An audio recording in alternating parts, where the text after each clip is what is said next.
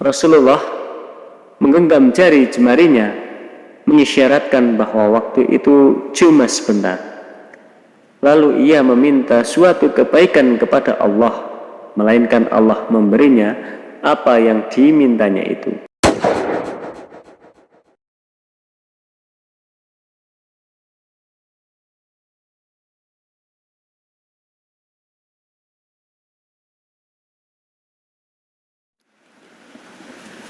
Assalamualaikum warahmatullahi wabarakatuh. Alhamdulillahilladzi arsala rasulahu bil huda wa dinil haqq liyudhhirahu 'ala dini kullihi wa kafa billahi syahida. Alhamdulillah, mari kita bersyukur kepada Allah atas nikmat yang telah Allah berikan kepada kita semua, sehingga pada kesempatan kali ini kita masih bisa bertolabul ilmi bersama. Ikhwani fiddin wa akhwati yang dirahmati oleh Allah Subhanahu wa taala, pada kesempatan kali ini kita akan belajar tentang penciptaan Nabi Adam. Kisah Nabi Adam alaihissalam. Allah Subhanahu wa taala berfirman kepada para malaikatnya, "Aku hendak menciptakan khalifah di bumi." Kemudian malaikat menolaknya, dan mereka berkata, "Apakah engkau hendak menciptakan orang yang merusak dan menumpahkan darah di sana, sedangkan kami bertasbih memujimu dan mensucikan namamu?" Seperti di dalam firman-Nya dalam Quran surat Al-Baqarah. Allah Subhanahu wa taala berfirman, "Wa idz qala rabbuka lil malaikati inni ja'ilun fil ardi khalifah qalu ataj'alu fiha man yufsidu fiha wa yasfiqud dima' wa nahnu nusabbihu bihamdika wa nuqaddisu lak qala inni a'lamu ma la ta'lamun." Wa idz qala rabbuka lil malaikah, dan ingatlah ketika Tuhanmu berfirman kepada para malaikat, "Inni ja'ilu fil ardi khalifah." Aku hendak menjadikan khalifah di muka bumi. Qalu ataj'alu fiha. Mereka berkata, "Apakah engkau hendak menjadikan may yufsidu fiha wa yasfiqud dima', orang yang merusak dan menumpahkan darah di sana? Wa nahnu nusabbihu bihamdika wa nuqaddisu lak, sedangkan kami bertasbih dan memujimu dan menyucikan namamu. Qala inni a'lamu ma la ta'lamun. Dia berfirman, "Sungguh aku mengetahui apa yang tidak kamu ketahui." Quran surat Al-Baqarah ayat yang ke-30. Ikhwani fiddin wa akhwati yang dirahmati oleh Allah Subhanahu wa taala, Nabi Adam alaihissalam tidak dilahirkan begitu saja, melainkan melalui beberapa proses tahapan penciptaannya. Beliau diciptakan tanpa ayah dan ibu. Bermula diciptakannya dari tanah, diproses dari tanah liat, kemudian diproses lagi hingga diciptakan menjadi manusia sempurna. Proses penciptaan manusia pertama ini memakan waktu 120 tahun. Nabi Adam diciptakan pada hari Jumat, yaitu hari penghulu semuanya. Al-Quran menceritakan secara rinci bagaimana proses penciptaan manusia pertama ini. Nabi Adam diciptakan melalui 4 tahapan sebelum tahapan penghembusan ruh. Keempat tahapan itu adalah: yang pertama fase turab, yang kedua fase tin, yang ketiga fase hamma masnun, dan yang keempat adalah fase sol. Apakah fase turab? Fase turab yaitu fase tanah yang belum dicampur air itu adalah turab. Ada beberapa ayat yang menjelaskan tentang tahapan ini. Salah satu di antara ayat-ayat tersebut, Allah berfirman, sungguhnya perumpamaan atau penciptaan Isa bagi Allah seperti penciptaan Adam. Dia menciptakannya dari tanah, kemudian dia berkata kepadanya, jadilah, maka jadilah sesuatu itu. Quran surat Ali Imran ayat yang ke-59. Dalam hadis yang diriwayatkan oleh Imam Abu Dawud dan At-Tirmidzi, disebutkan proses menciptakan Nabi Adam diambil dari berbagai macam dan warna tanah yang terdapat pada seluruh lapisan tanah. Rasulullah Shallallahu Alaihi Wasallam bersabda, Allah Azza wa Jalla menciptakan Adam dari segenggam tanah yang Allah ambil dari seluruh permukaan tanah. Maka lahirlah anak Adam yang sesuai dengan asal tanahnya. Di antara mereka ada yang berkulit putih, berkulit merah, dan berkulit hitam. Dan perpaduan antara warna-warna tersebut. Di antara mereka ada yang bersifat lembut dan kasar. Perpaduan antara keduanya serta di antara mereka ada yang baik dan jahat. Hadis riwayat Abu Dawud. Kemudian yang kedua adalah fasatin atau tanah bercampur air. Tahapan kedua ini yaitu fase tanah yang bercampur air. Fasatin adalah fase di mana setelah tanah dicampur dengan air, karena air adalah persyaratan bagi semua makhluk yang hidup. Tahapan kedua ini terdapat pada 8 tempat di 7 surah. Salah satu di antaranya, ayat-ayat tersebut disebutkan, dialah yang menciptakan kamu dari tanah. Kemudian dia menetapkan ajal kematianmu. Quran surat Al-An'am ayat yang kedua. Yang ketiga adalah fase hamma' masnun atau lumpur hitam. Tahapan ketiga dikenal dengan istilah fase lumpur hitam atau hamma masnun. Fase ini terjadi setelah fase kedua berlangsung lama, sehingga menjadi lumpur hitam yang berbau dan berubah bentuk. Fase ini disebutkan 3 kali dalam surat Al-Hijr ayat yang ke-26, 28, dan 33. Pada ayat 26 berbunyi yang artinya, dan sungguh kami telah menciptakan manusia, yaitu Adam, dari tanah liat kering, dari lumpur hitam yang diberi bentuk. Quran surat Al-Hijr ayat yang ke-26. Kemudian yang keempat adalah fase solsol kal-fakhor atau tembikar. Fase keempat ini disebut dengan fase al-fakhor. Fase ini diceritakan oleh Al-Quran pada 4 tempat. 3 tempat pada surat Al-Hijr yang bersamaan dengan fase ketiga. Sedangkan yang keempat terdapat pada surah Ar-Rahman ayat yang ke-14. Allah berfirman, Dia menciptakan manusia dari tanah kering seperti tembikar. Quran surat Ar-Rahman ayat yang ke-14. Lumpur hitam atau hamma' masnun seperti pada fase ketiga, lalu diberi bentuk sebagaimana manusia dalam keadaan berlubang atau kosong. Bentuk manusia yang diciptakan Allah dalam bentuk yang terbaik dari hewan-hewan yang ada.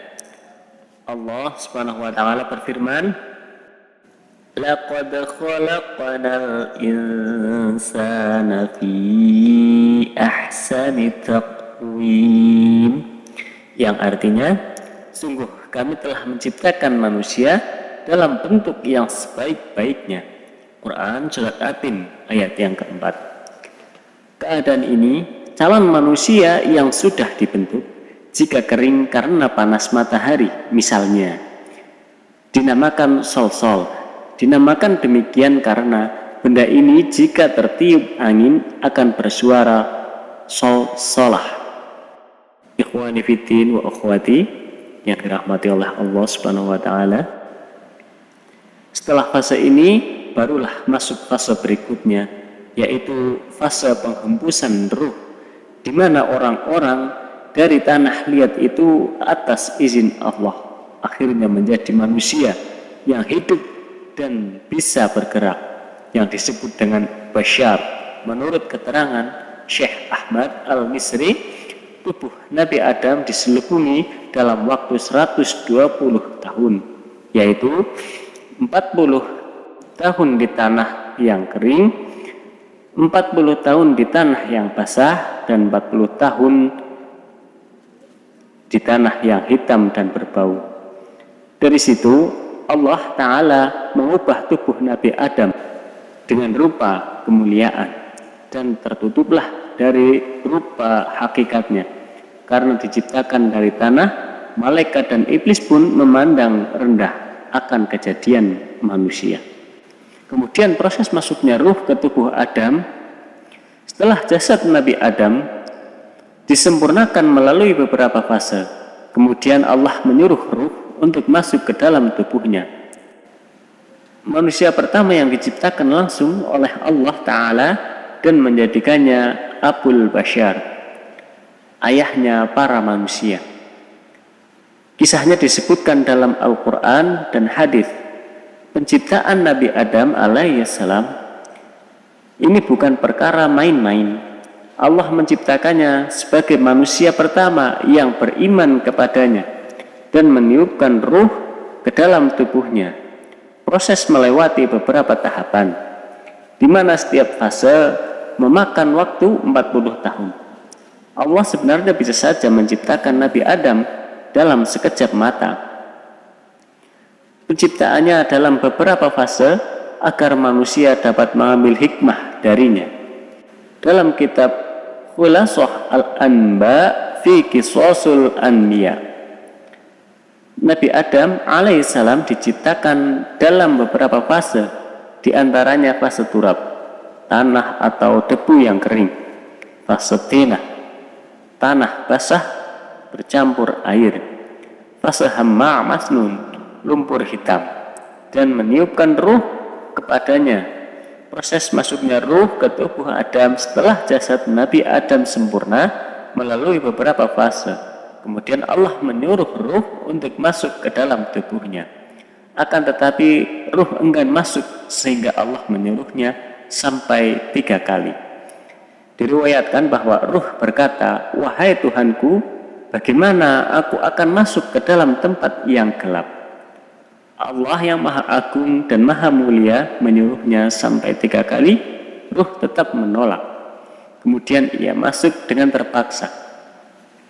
Ibnu Abbas mengatakan, tatkala Allah berkehendak untuk meniupkan ruh kepada Adam, maka dia menyuruh ruh untuk masuk kepadanya dari kepalanya. Oleh karena itu, kepala disebut dengan yafuk atau ubun-ubun.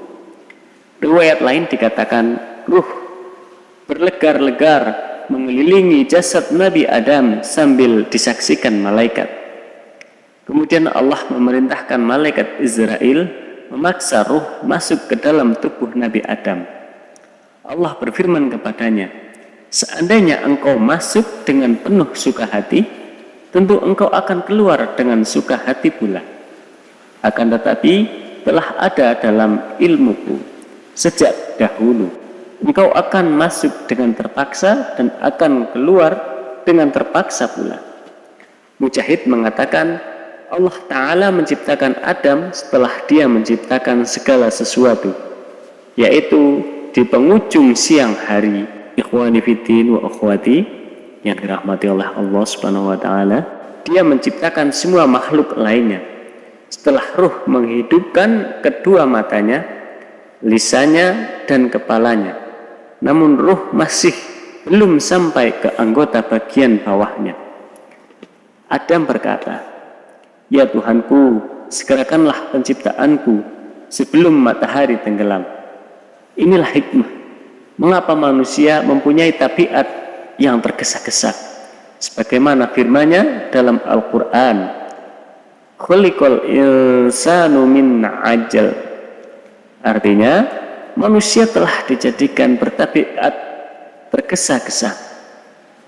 Quran surat Al-Anbiya ayat 37. Keterangan serupa terdapat pada surah Al-Isra ayat yang ke-11 yang artinya dan adalah manusia itu bersifat tergesa-gesa. Setelah ruh masuk ke kepala Adam, ruh berputar-putar meresapi kepalanya sampai bertahun-tahun. Maka berfungsilah otak dan tersusunlah urat saraf dengan sempurna. Telinga mulai berfungsi dan didengarnya kalimat tasbih para malaikat. Kemudian ruh turun ke kedua mata Adam, maka berfungsilah mata untuk melihat. Adam bisa melihat jasadnya yang berbentuk tanah kering seperti tembikar. Lalu ruh turun kedua lubang hidung Nabi Adam. Dia pun bisa menghirup udara lalu bernafas dan bersin. Ruh kemudian turun ke mulut, lalu Nabi Adam bersin dan mulutnya juga terbuka. Allah memberikan ilham dan mengajarkannya kalimat untuk memujinya. Adam berkata, Alhamdulillahirabbil alamin. Segala puji bagi Allah, Tuhan semesta alam. Allah kemudian menjawabnya, Yarhamuka rabbuka ya Adam. Semoga Tuhanmu mencurahkan rahmat kepadamu wahai Adam. Doa ini untukmu dan juga untuk keturunanmu. Inilah kalimat pertama yang diucapkan Nabi Adam. Karena itu menjawab orang yang bersin itu disunahkan. Selanjutnya ruh turun ke dada Nabi Adam. Dia berkeinginan untuk berdiri, padahal tubuhnya yang bawah masih keras membatu. Ketika itu ditunjukkan sifat manusia yang terburu-buru, sebagaimana diabadikan dalam Al-Quran surat Al-Anbiya ayat yang ke-37. Ketika ruh sampai di bagian perut, maka organ perut tersusun sempurna, dan saat itu Adam mulai merasakan lapar. Akhirnya ruh meresap ke seluruh tubuh Adam dan berfungsilah dengan sempurna, mulai darah, daging, tulang, urat saraf, dan kulit. Menurut riwayat, kulit Adam saat itu sangat baik berbanding kulit manusia saat sekarang. Warnanya masih dapat dilihat di kuku, sebagian peringatan dan hikmah kepada keturunan manusia.